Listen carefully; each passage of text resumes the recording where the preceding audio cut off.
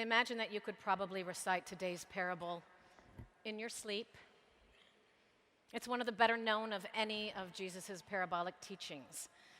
It is such a popular story that it's coined the term Good Samaritan, which you can now find hospitals, social service agencies, and schools named after. There are Good Samaritan laws which protect people who take a chance helping a stranger.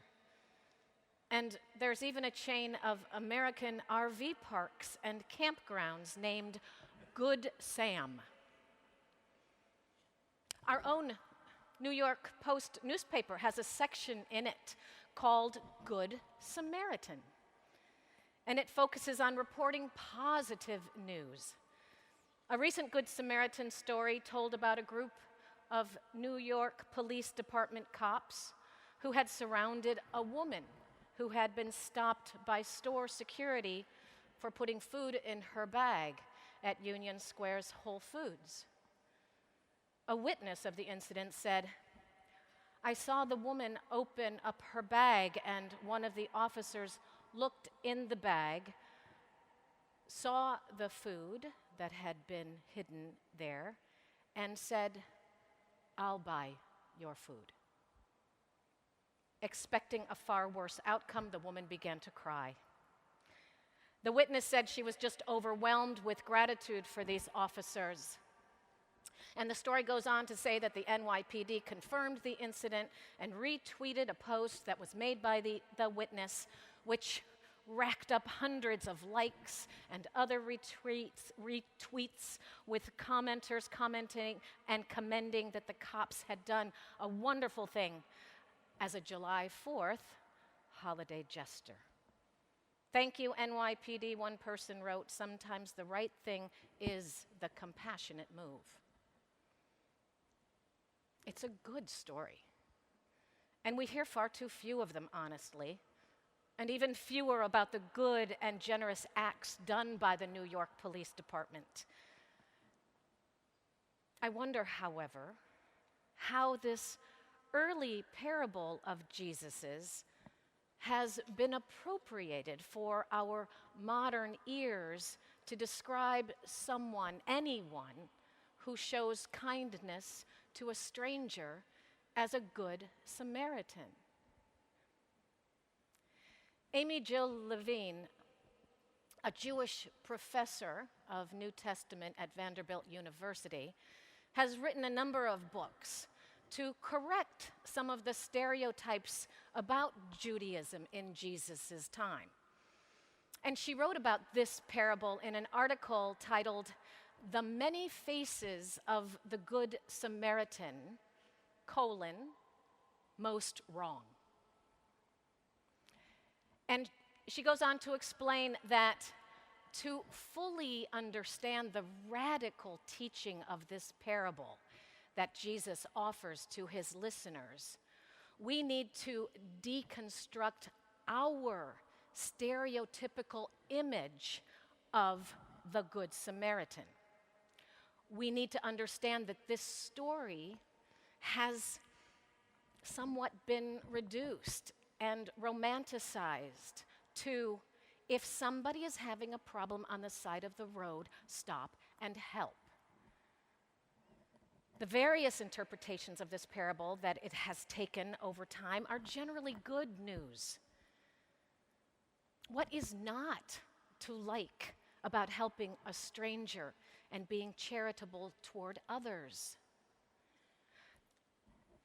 But those are not the messages a first century Jewish audience would have heard. The parable for them would not have been about looking after a fellow human being in need. It was much more provocative than that. What has been lost in the parable over the years is knowing that the Samaritan of Jesus' day and to Jesus' listeners wasn't some gentle, benevolent, kind-hearted stranger who happened to be in the right place at the right time for this beaten and bloodied man lying in a ditch. No. The Samaritan of Jesus' day was the enemy. Who were the Samaritans? Earlier in Luke's gospel, when Jesus and his disciples were looking for a place to spend the night, they entered a Samaritan village and were refused hospitality. The disciples were so angry at the Samaritans that they wanted to call down fire from heaven to consume them. Jesus said no. And in John's gospel, the Samaritan woman at the well is amazed when Jesus asks her for a drink, because as John tells us, Jews and Samaritans have nothing to do with one another. And again, when angry Jewish leaders wanted to throw the worst insult they could at Jesus, they said, "Are we not right in saying that you are a Samaritan and have a demon?" In other words, you don't just have a demon. You're a Samaritan with a demon. Samaritans to the Jews were heretics, half heathens, literally half foreign offspring of Jews intermarrying with foreign colonists at the time of the Assyrian conquest. From the perspective of the man in the ditch, Jewish listeners would balk at the idea of receiving Samaritan aid. They may well have thought, "I would rather die than acknowledge that one from that group saved me." Samaritans could do no good. So the setup of this parabolic teaching by Jesus begins when a Jew, one of the chosen people, one whom Jesus would identify, finds himself in a ditch, beaten and left for dead. When two of his own walk by, the Jewish priest and then the Levite, they do nothing and continue on their way. But the third, the Samaritan, the enemy, becomes the rescuer. Beneath the surface of this parable, Jesus is really forcing the question, do you really know as well as you think you do what's good and what's bad? Who are the righteous and who are the not righteous? He's asking us to rethink our definition of who our neighbor is, of who we've constructed the other, the enemy, to be. Jesus made the Samaritan the good guy, the foreigner who saved the life of a man whose own people had let him down. So Jesus asks the lawyer in our episode today, which of these three men have lived the great commandment, "You shall love the Lord your God with all your heart and with all your soul and with all your strength and with all your mind, and your neighbor as yourself"? In other words, which of them has gotten closest to the place where God is? We know the answer. The Samaritan, of course, who showed the traveler mercy, who, upon seeing this bloodied shell of a man, felt a connection between him and himself and God. He didn't pause to determine where this man had come from, or ask what his religious beliefs were, or if he had children, how he raised them, or whether the leaders of his community were corrupt, or if it was even worth helping him at all, if there were no guarantees that this man, upon regaining his health, would live an honest and virtuous life. His love wasn't transactional. It just was. And by putting a Samaritan in this role of the one who shows mercy, Jesus is saying that he doesn't care what Samaritans believe either. He doesn't care that this man interprets the scriptures differently from him. He doesn't care that he goes to a different temple for worship or that he follows a different lifestyle. It's what the man does that matters. Jesus, in this parable, is focused on right action rather than right belief. What does the Samaritan's swift and unconditional action mean? It means that there is no longer a you versus me. It means that it's not God out there or up there or in here but not out there.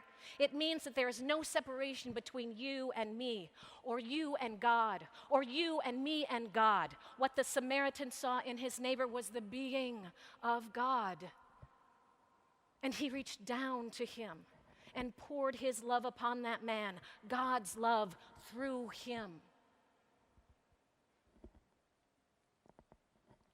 The commandment, you shall love your neighbor as yourself, comes from the Torah, the book of Leviticus, chapter 19, verse 18. In the original Hebrew, it would be translated as, you shall love your neighbor as being your own self. You shall love your neighbor as being your own self. Your neighbor is your true self. You have no self in yourself except the one that is fulfilled by loving the other. There are no longer two individuals out there, one seeking to better herself at the price of the other. There are simply two beings in one body, and that the laying down of one's life for another is not a sacrifice of self, but a greater expression of it, because the reality of love in practice is the true self.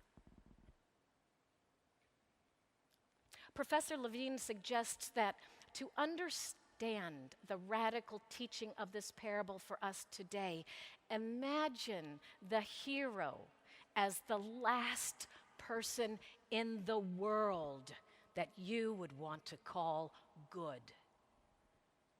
Who is the last person you would want to come to your rescue?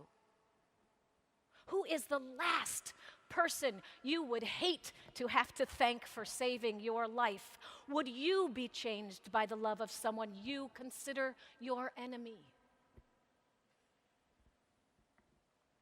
The lawyer asks Jesus, who is my neighbor? And after telling this parable, Jesus asks the lawyer, which of these three do you think was a neighbor to the man who fell into the hands of the robbers? The one who showed him mercy, the lawyer answers. And Jesus said, go and do likewise.